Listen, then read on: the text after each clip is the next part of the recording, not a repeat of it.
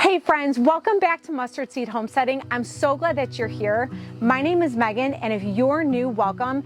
Today we're going to harvest all of my onions. Some of them I started from seed and some I purchased starts, but this year is my second year growing them, and I think this year was way better than last year, and I'm looking forward to showing you, so let's get started.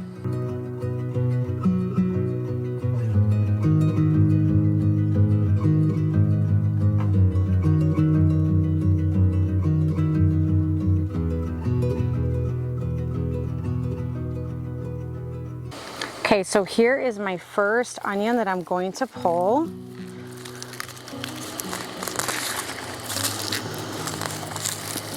Wow, look at how beautiful that is. Look at that. Now these onions that I'm pulling out of my beds are the starts that I started months ago. And these onions are the Utah Sweet Spanish onions. As you can see, some of them are not that big, but I am super proud of these onions that I grew from seed. So now we're going to harvest all of the onions out of the green stalks. I planted them in the 10-inch deep pockets right here so that there was enough room for the bulb to grow. These are the starts that I purchased from Dixondale Farms, and so far they're looking really wonderful, so I'm looking forward to showing you. Now, the best way to know when your onions are ready to harvest is when the tops are bent over, as you can see, and some of the leaves are yellowing and browning, and also your bulbs will be slightly popping out of the soil and starting to form paper coverings like the onions I'm pulling out of my green stalk. Now stay till the end because I'm going to share what exactly I did that I think gave me very good sized bulbs this year, even though some were really good size and some were medium size like that, and some were really tiny sizes like this. Super cute though.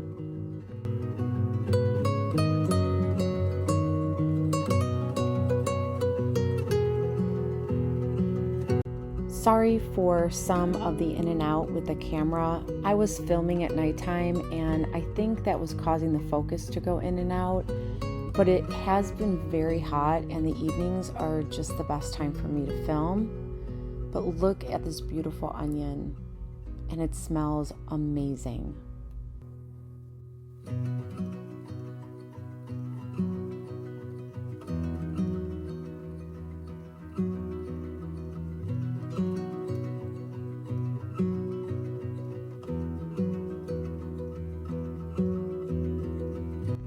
I do want to add that I decided to plant a lot of my onion starts in the green stalks for the same reason I planted my garlic in the green stalks, which I do share on my garlic harvest video, but that was to be able to give it its own space to grow. And so far, I plan to continue to plant my onions in the green stalks and also my raised beds.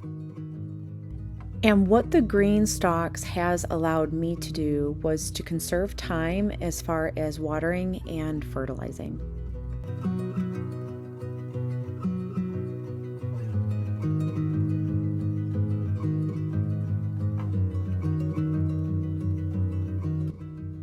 Now that this is my second attempt at growing onions, whether from seeds that I started or starts that I purchased, I'm really excited to see how much I was able to grow, even though there are large to medium to small bulbs. It definitely is such a great feeling of accomplishment.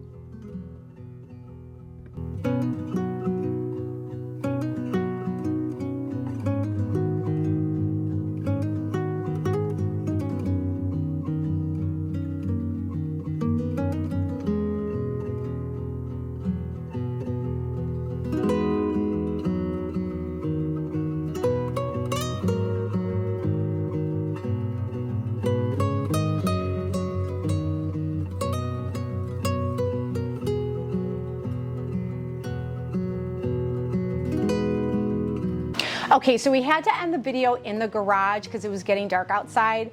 we've been reaching temperatures in the 90s, and so any gardening or harvesting or videotaping I try to do in the evenings when it's not so hot. But overall, I'm super excited about the onion harvest this year. Last year, I started a couple of onion starts myself, and I did get onions. They weren't nearly as big as I was hoping they would be.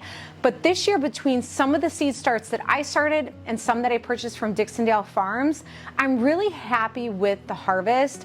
The one thing I did different this year was I stayed on top of fertilizing. Now with the Dixondale Farm starts, I did purchase 2 of their fertilizers, and I swapped back and forth every couple of weeks, and I think that's what made a huge difference this year. So let me show you what I'm talking about. Okay, so the 2 fertilizers that I purchased from Dixondale Farms is the ammonium sulfate, which is a 2100, and then the onion special, which is 10-20-10. And all I did was I put this on every 3 weeks, but I alternated. So 1 week would be this, and then 3 weeks later would be this, and I would alternate.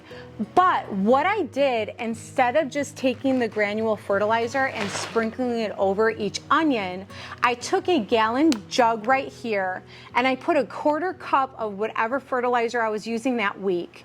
And then I filled the rest of this with water and I let it sit overnight to make its own fertilizer. That way I was able to stretch out my fertilizer without going through these bags so quickly. And I think that made a huge difference in my harvest this year. Even though I got small bulbs and big bulbs, I still think that this made a huge difference, and I plan to incorporate this in my planting next year. Now, as far as curing your onions, you're going to want to cure them for about 5 to 7 days in a dry area with good air circulation. And once they are all dry, you're going to want to cut the roots to about 1/4 inch and the green tops about 1 inch to seal them properly so you can prevent any decay or rot. Now, because we enjoy onions in our family very much, especially on homemade pizza nights on Saturdays, I don't see these staying in the refrigerator for too long, but I do like to either freeze or freeze dry my onions or have them for fresh eating.